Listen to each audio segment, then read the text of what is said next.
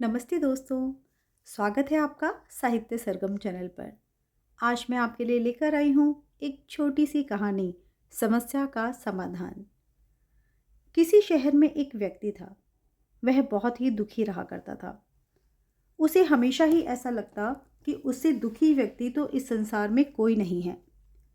जब भी उससे कोई बात करता तो वह उनके सामने अपनी समस्याओं का पुलिंदा खोलकर बैठ जाता और उन्हीं का बखान करने लगता।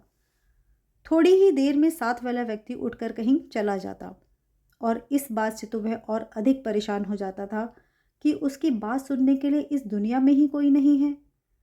तभी उसे पता चला कि शहर में कोई महात्मा जी आए हुए हैं जिनके पास सभी समस्याओं का समाधान है। जानकर वह उन महात्मा के पास पहुंचा। उन महात्मा के साथ हमेशा लोगों का एक बड़ा काफिला चला करता था और उनके साथ कई ऊंट भी थे। महात्मा के पास पहुंचकर उस व्यक्ति ने कहा, गुरुजी, मैंने आपका बड़ा नाम सुना है कि आप सभी समस्याओं का समाधान करते हैं। मैं बहुत ही दुखी व्यक्ति हूँ। मेरे आसपास हमेशा बहुत सारी समस्याएं मुझे घेरे रहती हैं। एक को सुलझाता हूँ तो दूसरी पैदा हो जाती है। मैं अपनी आप बीती किसी को सुनाता हूँ तो कोई सुनता ही नहीं। दुनिया बड़ी मतलबी हो गई है। अब आप ही बताइए कि मैं क्या करूँ। महात्मा जी ने उसकी बातें बहुत ध्यान से सुनी और कहा, देखो भाई, अभी तो मैं बहुत थक गया हूँ, लेकिन कल सुबह मैं तुम्हारी सभी समस्याओं का समाधान अवश्य कर दूंगा। लेकिन इस बीच बस तुम मेरा एक काम कर दो।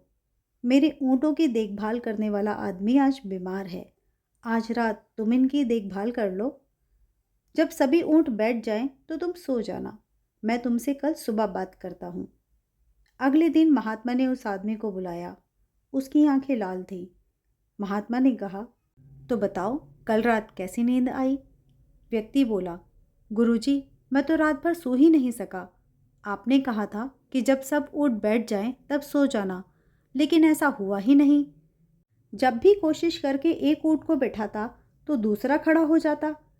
सारे ऊँट बैठे ही नहीं, इसीलिए मैं रात भर सो नहीं पाया। महात्मा जी मुस्कुराते हुए बोले, मैं जानता था कि इतने ऊँट कभी एक साथ बैठ ही नहीं सकते, फिर भी मैंने तुमसे ऐसा करने को कहा। यह सुनकर व्यक्ति को क्रोध आ गया।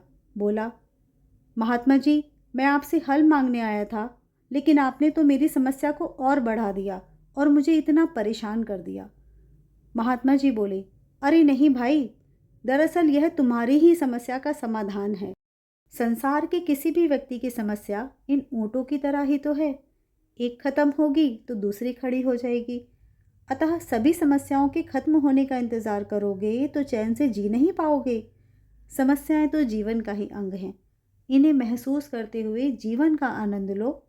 जीवन में सहज रहने का यही एक उपाय है। दुनिया में किसी भी व्यक्ति को तुम्हारी समस्याएं सुनने में कोई दिलचस्पी नहीं, क्योंकि उनकी अपनी भी बहुत सी समस्याएं हैं। महात्मा की बात सुनकर व्यक्ति के चेहरे पर संतोष और सहजता के भाव उमड़ पड़े। उसे मानो अपनी सारी समस्याओं से निपटने का अचूक मंत्र प्राप्त हो गया हो। दोस्तों, जिंदगी की समस्याएं भी कुछ ऐसी ही हैं जो आज या कल में ख़त्म नहीं होंगी। सही वक्त आने पर ही इनका समाधान होगा। बस आप अपना कार्य पूरी ईमानदारी और निष्ठा के साथ करते रहिए। धन्यवाद।